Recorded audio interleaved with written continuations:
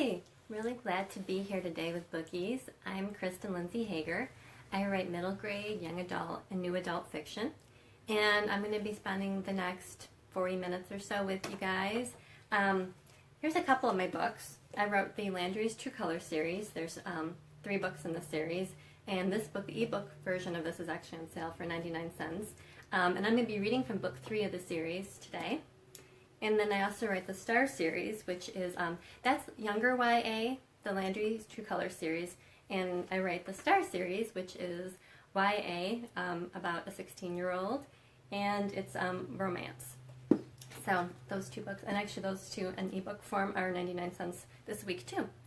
So I'm really excited to be here, and I'm going to check and see, because you guys can be sending me questions. So see what's going on here. I'll refresh. Let me see what's up.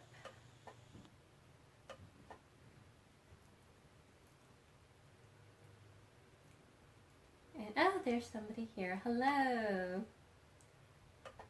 And I'm answering because I'm logged in as my husband, so if you're wondering why, because we got the phone logged in as me. So I'm answering as Justin Hager today, so.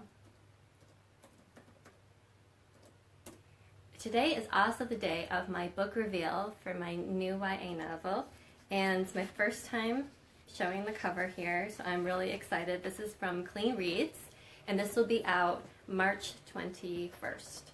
So I just think it turned out so pretty. Cora Graphics did the cover, and what's really strange is I'd mentioned that she was kind of a boho girl. I have a dress very similar to that, and which I've never had a picture of me in this dress, so there's no way she could have known that. And then the bracelets, I usually always wear a ton of bracelets, so it was kind of strange that way, because it was kind of like a teenage version of me on the cover here. But I just love the way it turned out, and I will share here the blurb for that one. And it's, Emmy is a sophomore in high school who starts dating Brendan Agretti, the popular senior who happens to be a senator's son and well known for his good looks. Emmy feels out of her comfort zone in Brendan's world, and it doesn't help that his picture-perfect ex Lauren seems determined to get back into his life, along with every other girl who wants to be the future Mrs. Agretti. Emmy is already conflicted due to the fact her last boyfriend cheated on her, and her whole world is off kilter with her family issues. Life suddenly seems easier keeping Brendan away and relying on her crystals and horoscopes to guide her. But Emmy soon realizes she needs to focus less on the stars and more on her senses. Can Emmy get over her insecurities and make her relationship work? Life sure is complicated when you're dating the it guy. So that's what I have been working on. And actually, where that whole idea came up from was when I was watching something that was talking about JFK Jr. And a lot of people back in the day, thought he was like the ultimate catch. He was on People magazine, sexiest man alive. He was just like the ultimate guy. And as I was watching this, it was like a biography or something on A&E. I thought, what would it be like to be dating a teen version of that kind of guy? And that's where Brendan came from. And I had a short story that I wrote in college. It was the first creative writing class that I ever took. And my classmates, it was the first one that they really got into, and I thought maybe one day I'll make this into a longer story. But at that point, the idea of a novel was just over my head.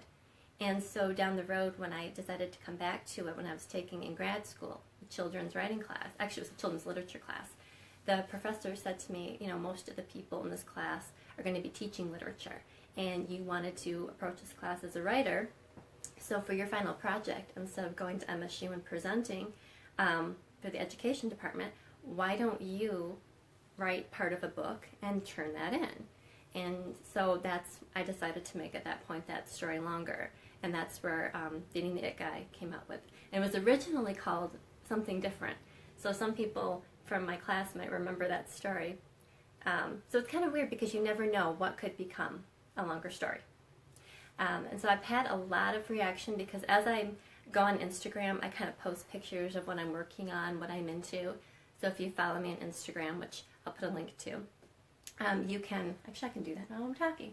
you can follow me and see, because I post pictures of where some of my characters go. Like I went home and I took a ton of pictures of Birmingham, Michigan, which is where Dating the It Guy is set.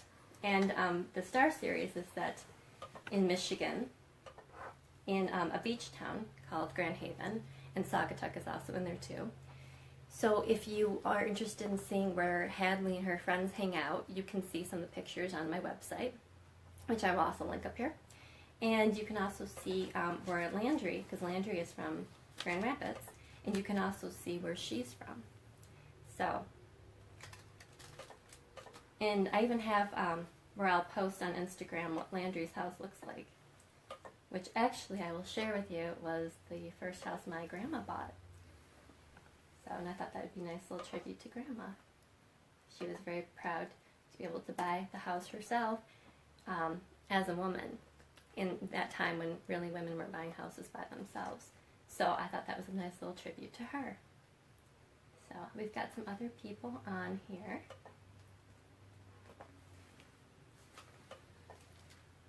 Let's say hello. And again, I'm not logged down as me, so I'm coming across as Justin Hager. Because we didn't know if we'd cause any problems if we were logged into two different things. So, okay, well I'm going to share with you, and this is going to be my giveaway, and I don't have it made, but it's being made right now.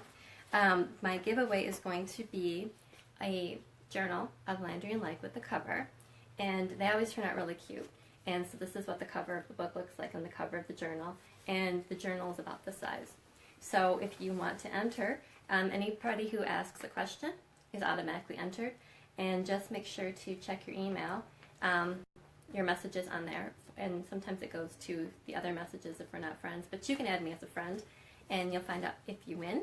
And I also have a special secret gift that will be going for the winner, and some bookmarks. I'm having Dating the It Guy bookmarks made, so you'll be the first person to get one of those bookmarks. So I'm going to read a couple scenes from Dating the It Guy, and I can show you, from Landry and Like, and I can show you the other cover from the series. This was book 2, Best Friends Forever. And I think a lot of people who follow me know that I've gotten to meet the model that is the basis for Landry, so that's really cool too. So here is the scene, and the Landry and Like series is about an 8th grader. And if you remember those middle school years, they're pretty up and down. I know mine were. And the whole Landry thing starts out where she goes to a modeling competition. She's dragged along. She wants no part of it, but they're doing this kind of reality show thing. It's the American Ingenue contest. And Landry's dragged with her 2 friends, Erica and Tori. And Erica and Tori both want to do it. She doesn't. Well, Landry goes, and she advances to the next level. And on Monday morning, Erica and Tori are not speaking to her. And Aunt Landry is very much an introvert. She internalizes everything. She has to go and make new friends, which is not easy for anybody, but especially in a small school when you're an introvert and everybody kind of has their own friends. Especially when you're in middle school and you're at that last year, people are thinking more about high school. They're not looking necessarily to make a new friend at that point. So she goes through a lot, trying to find different groups where she's more comfortable. She finds a girl named Ashanti that she really clicks with, who becomes one of her best friends. But Ashanti gets mono, which, by the way, I never should have written into the story because I got mono soon after that. So I need to be nicer to Ashanti because several things in her life have mirrored in mine. So she, goes and tries to find her group, but she finds herself conforming to what the group is like. And so the whole series is kind of about learning how to be yourself, accept yourself, and like yourself. And at that age, at 13, 14, it can be really difficult to appreciate what makes you different. You kind of want to fit in. You kind of want to highlight what about you is what other people appreciate. When you see like celebrities being pretty talented, outgoing, it's kind of hard to accept if you're not that way. And later, as you get older, you start to appreciate the things that make you different, things that make you you, but it takes a while. So that's kind of Landry's journey. And in book 2, she does more modeling things. It's kind of a small part of the subplot, but it's just to show how self-esteem and image work at that age when you're a preteen and teen. And in the third book, she hasn't really been doing any modeling, but since she did something in book 2, she gets to go on a live TV show, morning show, because somebody canceled. So basically it's just kind of a pity thing. And this is actually based on when I went on a live show and all my nerves and everything about the whole thing. But so she finds out last minute she's going to be going on, and this is the night before, and then I'm going to read you part of the whole experience of when she goes. So her mother tells her that she's going to be going live, and she's nervous. She wants this opportunity, but a big life is scary on top of everything else. So she's kind of looking at it as what doesn't kill you makes you stronger. And her mom says, well, then it's a learning experience, so you do get something out of doing the competitions. And so Landry's thinking about it, and she says, well, at the time, all I felt I got out of it was a bob haircut I wasn't too sure about, and a new knowledge that models could be uber competitive and backstabbing. But I guess I did learn that telling the truth was always the way to go, and how you should do the right thing no matter what. So yeah, I guess I did get something positive out of the whole thing, other than the fact I was going to be in an ad with the models Talisa Milan and Jem Jade. I wanted to call my friends and tell them about being on the morning talk show, but my mom said we had to be at the TV station super early, even before school started. She said I could text them, but I had to be off my phone and in bed. I am waking you up at 4 a.m., she said. We have to be there at 5:30 sharp. Can I just call Peyton and Ashante, please? Fine, you have 5 minutes, then that phone is mine, and you're in bed. So she calls Peyton and Ashanti, and then she tells Ashanti her big news. This is Ashanti. Get out. Get out. No way, this is so exciting. I'm so nervous. My stomach is already doing cartwheels. I can't do one, but my stomach can. It seems unfair. What if I throw up before I go on? I did that right before I went on at the statewide ingenue competition in Detroit, and my mom had to give me a cough drop to cover up the smell. I'm sure you'll be fine, but just in case, take a cough drop with you, Ashanti said. Good luck, you'll be great, and I'll go set up my DVR now. So she goes to bed, and she finds herself staring at the ceiling while thinking about all the things that could possibly go wrong tomorrow, which is exactly what I did the night before I went on. Seeing as the show was in the morning, I never got to watch it, so I had no idea what their set looked like. Did it have those super high chairs and I would struggle to get in them? What if it had those high stools that were kind of tippy and my rear overshot the seat and I fell off? Or what if the prep questions got lost?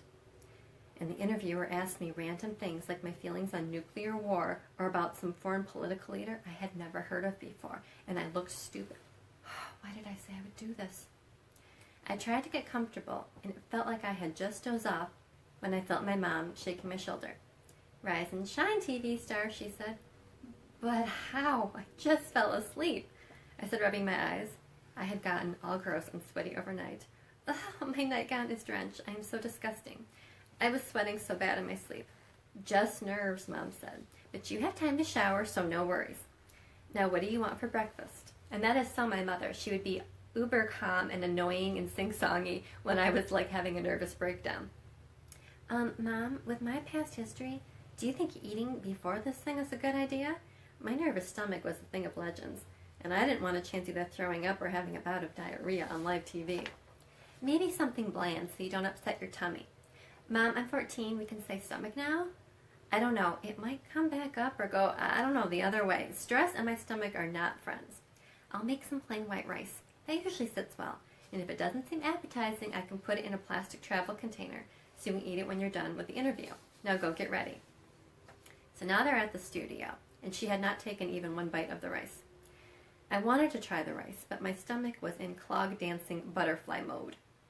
Mom agreed I could go in the studio by myself if I wanted, so when I walked into the waiting room, all the adults stared at me. There were 2 big couches and only 3 people sitting down, but no one made any effort to move their stuff so I could sit down. So I just stood there like an idiot.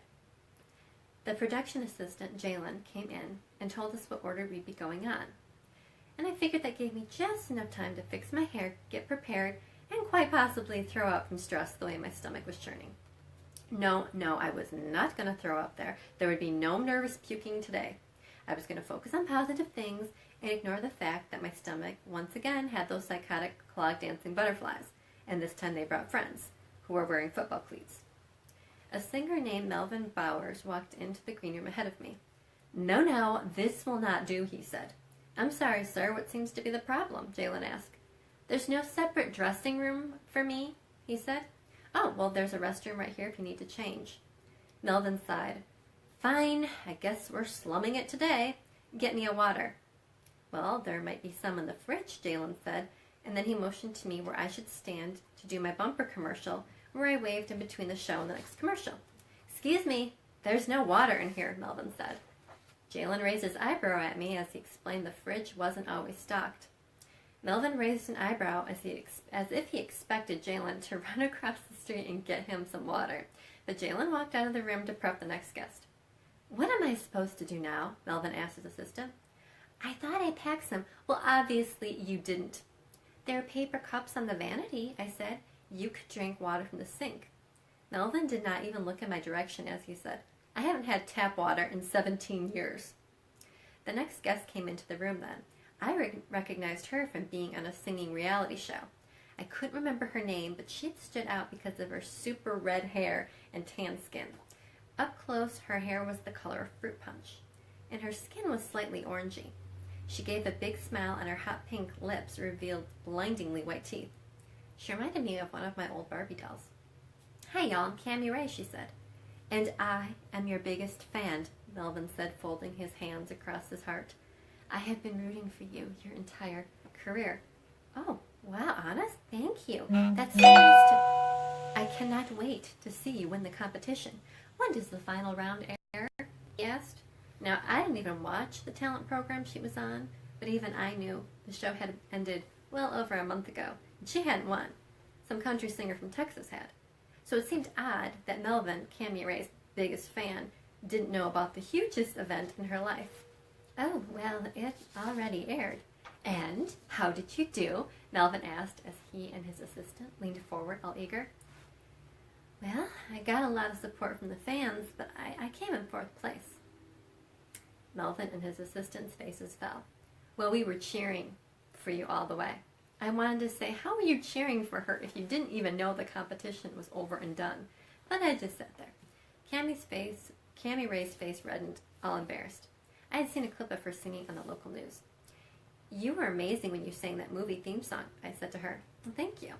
I did a TV competition too. I didn't get as far as you did, but I know how nerve-wracking it is," I said. "You were so confident on stage." "Thanks. That means a lot." She sat next to me and asked me about the show I was on. While we sat, she showed me pictures on her phone of her last performance, while Melvin took over the bathroom as his dressing room. I stared at the restroom door and hoped he'd hurry up in there in case I did have to throw up. "Cammy Ray, we're ready for you," Jalen said. She got up and walked out.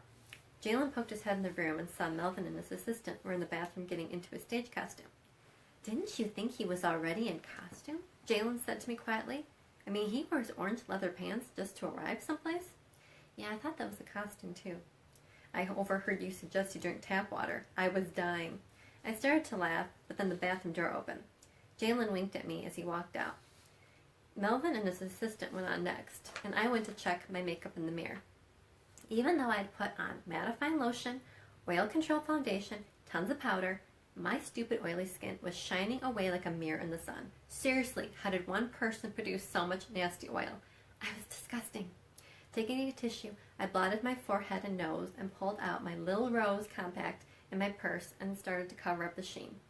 Talisa Milan said in a magazine, if you had oily skin, you should buy your touch-up powder either in translucent or one shade lighter so it wouldn't turn you orange. There's a little tip for you. I had gotten the translucent light shade, which was a little pale for school days, but perfect when I had any modeling stuff where I got nervous and sweated a lot. I stared at the clock, and I had 10 minutes until I was on, so I pulled up my phone and took a few selfies in the room. My eyes were shut in the first one. The second one was blurry, and somehow I cut off my own head in the third one. I positioned myself near the mirror so I could see my face, took a deep breath, tried to smile naturally, and took the picture. The picture wasn't bad, but I looked, well, like me. I had been hoping it looked like a mature, sophisticated modeling. someone, a casting director or an actor like Bradley McMillan or my favorite soap opera star, Colin from As the Days Rolled On, would see on TV and feel the need to meet or hire for a soap opera. But no, I just appeared like a 14-year-old who was terrified and wearing too much lipstick. I sighed and blotted my lips. "Landry, we're ready for you," Jalen said. I followed him down the hall. He asked if I was nervous, and I nodded. I was afraid to open my mouth and puke everywhere. "You'll be fine. Pretend it's just you and the host having a regular private conversation. All you have to do is focus on Nadia and not worry about anything else, okay?"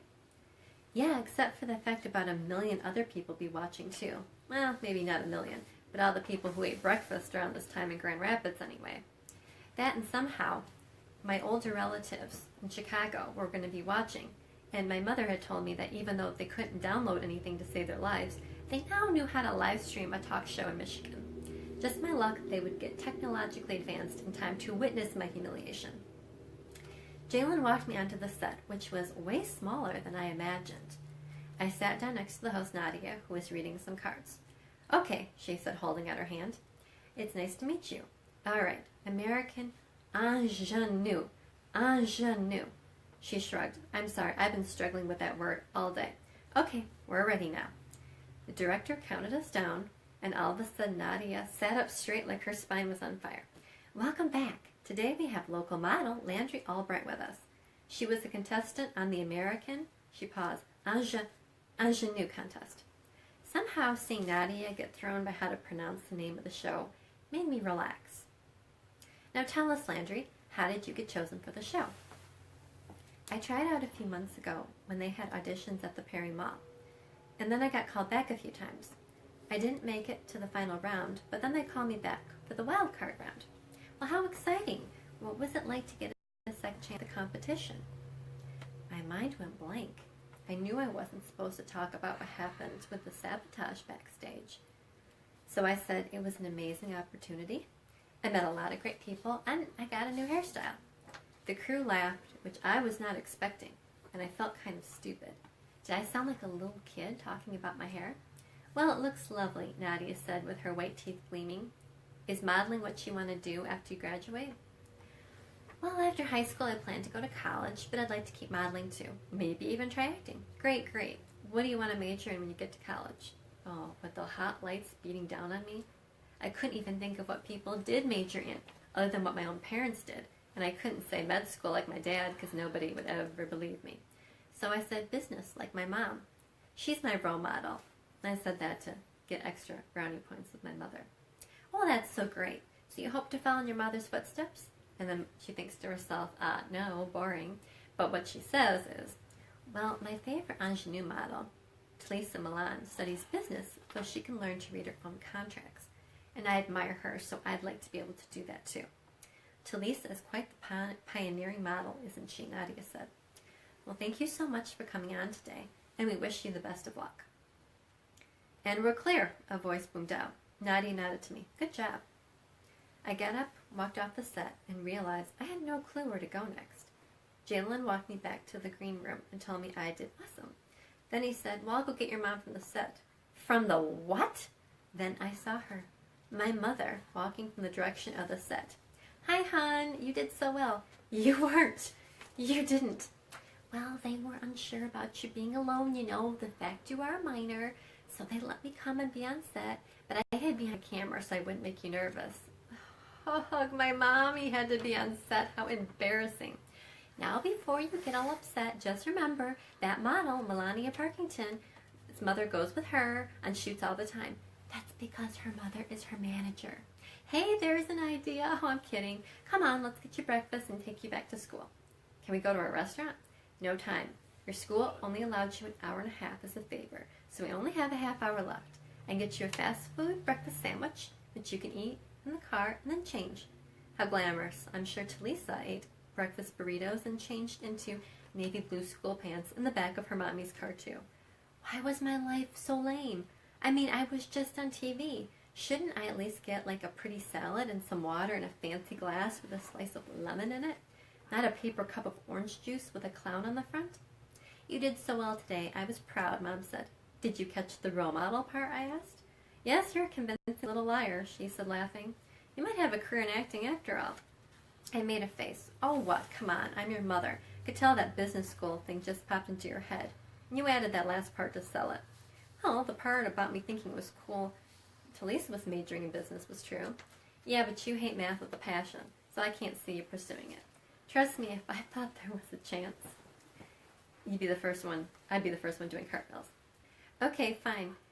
I didn't know what else to say other than med school, and nobody would have bought that. Oh boy, no, they wouldn't. You begged me to write your science teacher a note saying our religion forbids you from dissecting an animal. Well, that's just cruel and gross, to cut up a little animal. Agreed. I think you'll probably end up as an English major or in journalism. I shrugged because I was planning on becoming a famous model / actress / writer and just going to college to help with, what was it Talisa always said? Help me learn my craft or something? Besides, there was a chance I'd become so famous that all the best acting programs would be begging me to apply there. Or I'd get so many movie roles I wouldn't have time for college. But no, my mom would lock me in my room if I didn't attend a university. She and my dad were pretty clear on that. Oh, well, fame and fortune would just have to wait until after I got my degree. So I'm going to go over and see some questions. And I had gotten some questions this morning on Instagram from people who couldn't be here live, and I wrote those down.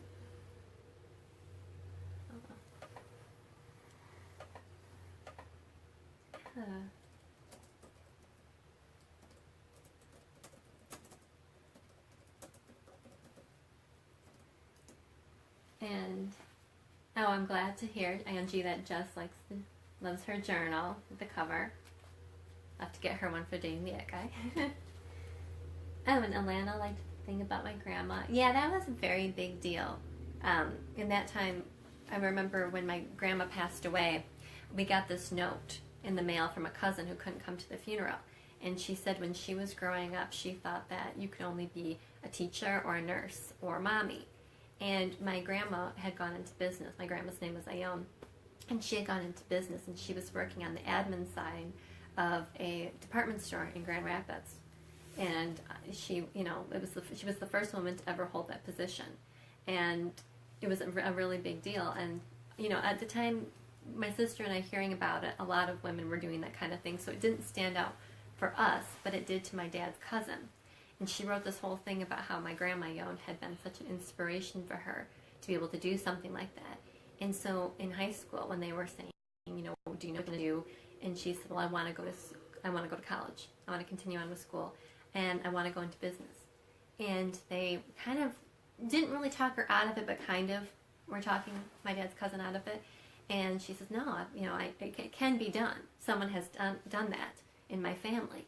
And sometimes when you have someone that you know who has done something that you previously didn't think was possible, then it becomes a possible dream.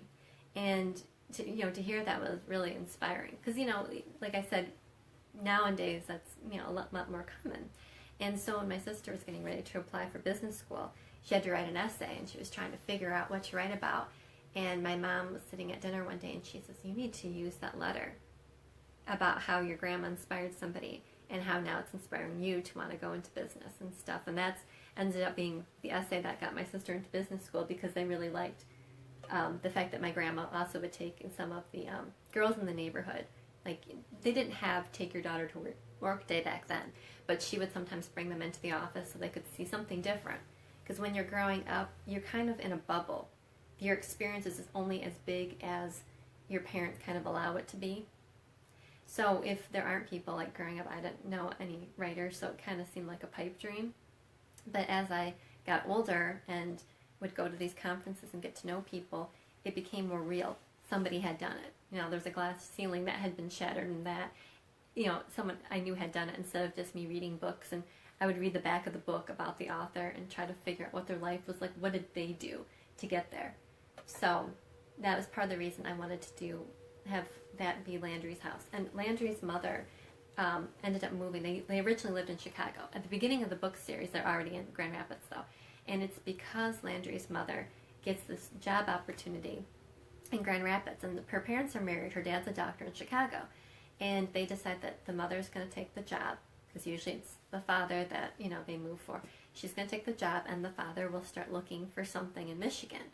Well, that gets delayed, and that's when Landry and her mom are living by themselves. And I got a message on Instagram from somebody who was following me, who told me that they were really glad that I had done that, because they said that when it was their turn, they had gotten a job offer for more money, and they really wanted to take it. There was a lot of backlash from family on both her side and her husband's side. Why would they move for her job, not his? And she didn't think that, and this happened in 2016, that would still be such an issue, and it really was. And so she was glad to see that. And that comes up throughout the series, where Landry's mother talks about the struggles that she had to go through, and her father also shares with her the anxiety and the things that he went through with med school, with his friends not believing in him, not thinking he could do it, kind of trying to talk him out of it. And sometimes you run into, in grad school and college, the whole competition thing. My sister certainly ran into that with business school, where people try to psych you out. And so that comes up too. And got a question here. What genre did you say your book in? Well, the Landry True Color series is younger YA, and the Star books and the Dating the Egg Guy book are regular young adult. But all my books are clean. There's no bad language in them. There's obviously no violence. I don't write those kind of books. Not that there's anything wrong.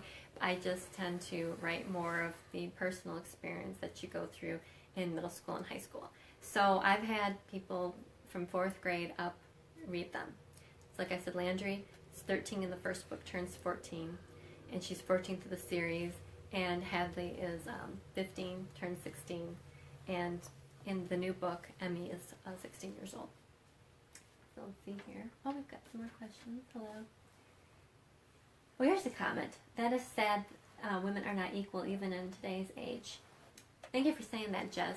That is very true, and it's something that I think a lot of us take for granted until it kind of hits us in the face. And I went to an event in November where they were talking about how little girls at a certain age, it's around 9 and 10, where they start raising their hand as much in class. Or if a teacher, there's always that kid that's always raising their hand and call on me. And there always becomes a time where a teacher gets a little frustrated and says, okay, somebody other than, this person.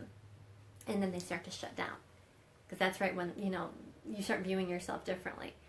And at the event that I was at, there were several teachers talking about that. And Gloria Steinem was there talking. And they said, we're already noticing that with the girls. They're, being less interested in math and science. They're kind of, they're feeling the difference and stuff. And Gloria said that's the age when you're the most yourself. Because once you kind of get to that dating age, things change. And she said that all of us really have to be role models for those girls to let them know what they can do. And if they start to feel like, oh, do I really belong here? Can I be a doc? Can I do this? It's mostly a male field. We need to be that support and show them what they can do. And it was really amazing to see how many teachers were there with the exact same story. And I have a friend whose daughter is 9, and she's in a science program. And at the beginning there were a couple girls in it, and now she is the only one.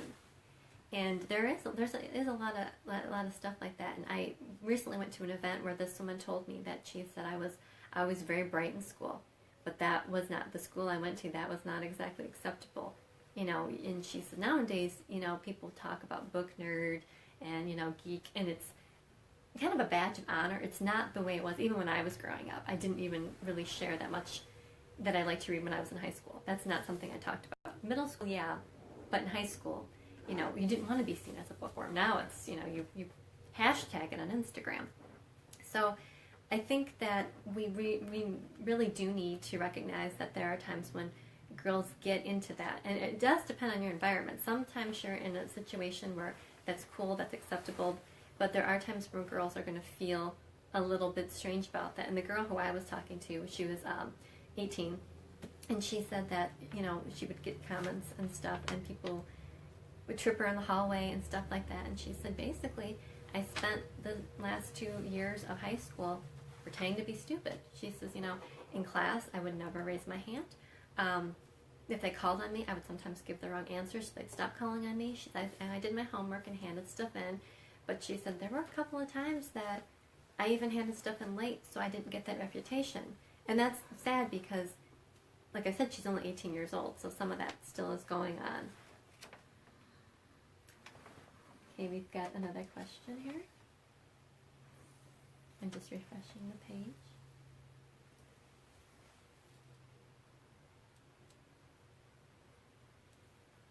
Oh, I got a comment about my nail polish. Thank you. It's Soya. I think it's called Bob Ben or something like that.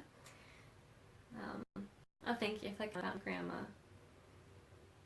I have another story about Grandma in a second, but my next project, well, after dating the It Guy, I have been working on this story.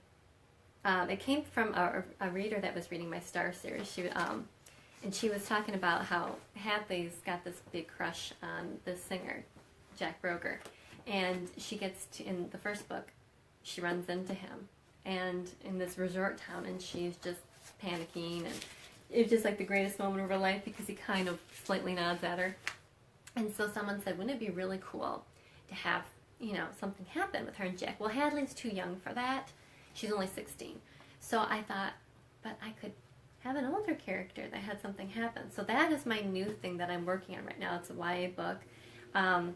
And pretty much almost finished with, where the girl does go to an audition and meets her favorite singer, but she has a boyfriend. She's from kind of a small resort town, and you know, meeting your ultimate crush, and you know what they've put out in interviews, what you fall for, and to meet the actual person, is he really who he says he is in interviews? Is he the real deal? And then with all the other drama with her real life boyfriend going on, where he's talking to his ex-girlfriend and stuff like that. So it was a fun series. The book went in a different direction than I thought it was going to go in. That happens sometimes. You go in with like a loose outline of where you're going to take the story, and then when you're actually writing it, something happens and you're like, wow, she's not going to end up with this person. It might go this way. So it was actually fun, and I had been posting on Instagram that I had been using my own crush from since I was 11 years old, George Michael. So if you look back on my Instagram, you'll see a lot of photos of him. In fact, I think it was Monday or Sunday, whenever there's a long weekend, I get confused. There was a picture that came up from a year ago of him, and of course he just died on Christmas this year. So I actually was thinking I was going to put that project on hold because of the fact that he died. Like, would I be able to continue to write character that was inspired by my own crush? Because I've been watching to get those exact feelings that I had at that age. I was rewatching concert footage, the interviews that really made me like him when he talked about his writing process and all that kind of stuff. I thought, can I continue? But I realized that the character, his name is Andrew Holiday, had grown into his own self so much that I could disconnect. And my best friend Laura also said, George would want you to continue. You know, he went through a lot with grief in his own life that stopped him from writing. For a very long period of time, there was no new music because he lost two people very important to him. And I went through that recently in this past year. I lost my dad a year ago and my aunt 6 months ago. So I understand it does mess with your creativity. And right after she said that, maybe a day or two later, somebody posted this George Michael video where it was an interview with him talking, and they were asking him about when he didn't write because of going through the grief. And he said, you know, it put this pressure on him. And I thought, you know, I need to keep going and working on it. So it's almost finished, and I'll be sending it out soon. And that is called Cecily and the Pop Star. So, and I'm thinking book 2 on that, because after I'm kind of getting to the end of it, I'm realizing there's much more to go with the Cecily character. I'm really enjoying writing her and her experiences. Going to update here. I had a question on Instagram about where you get your ideas. So I just want to go through and see comments. Okay, there were more comments before and I lost them.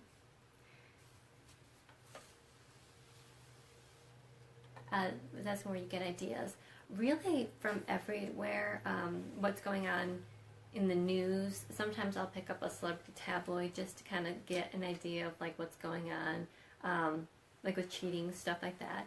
Some of the things for my Mean Girls actually come from people I know. The girl on the cover here, that's Landry, and this is the mean girl, Yasmin McCarty. And she's in all 3 books, but she plays a bigger role in book 3 because she's really given Landry some issues. There's some bullying, mean girl stuff, and it stems from jealousy. But how Yasmin really got her voice was a friend of mine who's a writer. We were in this writing group together. Got this email from a man in our group, and her book had already come out, so there's no changing it. The book's published, it's out in the world, and he wrote her this email criticizing the book, telling her what she did wrong. And there's maybe one nice line. It's a good book. I've read her books, and he just was really critical, and just the tone in it. And I thought, my gosh, he is a 14-year-old mean girl. Oh, got a comment here. Oh, thank you, Angie. I really appreciate that. You've been so supportive. I really. And Angela Schroeder, seriously, check out her book. She's a wonderful writer and very supportive in the writing community, in the book community. But well, anyways, I took the tone of the email, not what it was said, because that didn't really apply, to create Yasmin's attitude. And the man is in his early 70s, so I always say the inspiration for Yasmin McCarty was based on this mean email that this man sent criticizing her book after it came out. And during the time when we were in critique groups, he really hadn't said anything about the book, she said. That's what she told me. So it was just kind of like, okay, well, that's inspiration. And sometimes when you meet people too, you might have an encounter that kind of throws you off. Those passive-aggressive things where at the time you feel uncomfortable, but you're not sure why. And then you go home, like if you're like me, all night long, and you're just sitting there thinking, wait, what did she mean by that? Was that directed at me? So a lot of that, I've written articles and stories just based on stuff like that that's happened.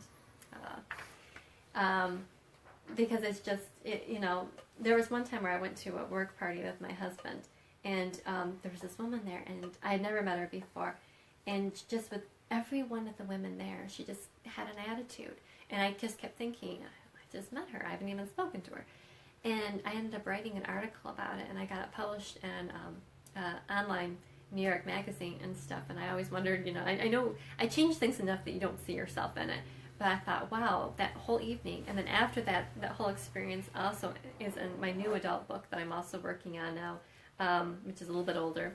Kind of reminds me a little bit of an older version of Landry a little bit, and I put that in there. So in that one evening where I dealt with an uncomfortable situation with a mean girl, I got a lot of mileage out of that.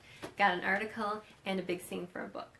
So inspiration is really everywhere. I did keep a journal when I was younger. Not so much in high school, a little bit. It was more sporadic. It was more as I got older in high school. In college, I kept very detailed journals. In fact, I'm going to be going through a big box that my mom had given me of some of my stuff that she thought would be fun for me to go through.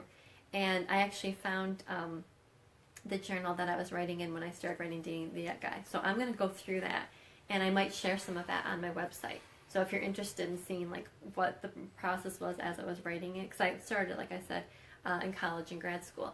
So, keeping a journal is a great thing. I know as times change too, some of the journals, because I only really looked at one, was around 9/11, and there was so much I didn't remember that we felt during that time. So much that, now looking back, you don't remember that you went through. So I think that is definitely beneficial, and that is something I want to get back into doing too. Especially, I like looking back as when I was working on a project, what was inspiring me, what else was going into. And I do keep stuff on Pinterest. I used to do scrapbooks, but now because of Pinterest, I tend to use that. And I make a Pinterest thing and also a playlist for every book. And you can find some of that on my website. All the playlists are on my website. And if you go on my Pinterest, which you can find through my website, KristenLindsay.com, you can find each board for each book. And I've now made the Dating the It Guy one is now public. And there's a trailer that'll be coming soon. I'll have that coming up this week. And you can see like the places, bedrooms, because I'm very visual. So if I see a room that reminds me of one of my characters, where they would live, hang out, one of their friends' bedrooms. I posted on there. Clothes, songs, articles. On my Landry's True Color ones, I get a lot of questions from parents and teachers about dealing with bullying, self-esteem issues. So if there are articles that either helped me as I was writing or that I found, I will post them on there. So that that's something you can look for on there too. And I tweet some of that stuff as well. We have a question here. Oh. And you can also find different things that I post about things that inspired the stories. Sometimes different songs and things like that. I really love doing the playlist, and that's my next thing I'm going to be doing is the playlist for Dating the It Guy, because I was in the car the other day and the song came on that I remembered hearing when I was at a football game, because there's a scene in that book and it's pretty much based on something I went through as a sophomore in high school, and the song came on and I thought, oh my gosh, that is the song that they were playing over by the concession stand, so that will be going. It was a Boys to Men song and I had completely forgotten. And that whole scene of when me being in, basically as Emmy, going through that, and it's a scene where Emmy is at a football game with her friend Kylie and Margot, and they see Brendan with Lauren, and Lauren is, if you remember from the blurb, his ex-girlfriend. And my situation was different. It was a guy that I had broken up with, and he was with the new girlfriend. And I can remember exactly where they were standing. They're up like a little bit on a hill, and that song was playing, and it was really uncomfortable because there was no place for me to go. I was stuck where I was, and it's like you're pretending that that whole scene isn't happening.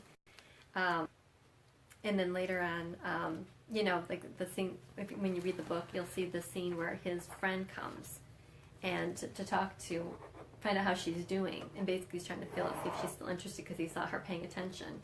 And that actually happened to me too with that song, brought it all back. So that's a good idea too when you're keeping journals. Oh, yes, I agree. I wish I'd kept more of my own journals too. I threw some out though because I was afraid that people would read them. I was afraid my sister would go through them. But that's another thing. If you do keep a journal, write down some of the songs because you think you'll remember. Write down some of the songs that meant something to you at that time because that also triggers memories. And a lot of my books, I always put current music because current music inspires me a lot too. But I will also pick a few songs from back when I was that age or even in college that trigger a memory, that kind of just what I was going through at the time to kind of give you an idea. So when you're reading the scene.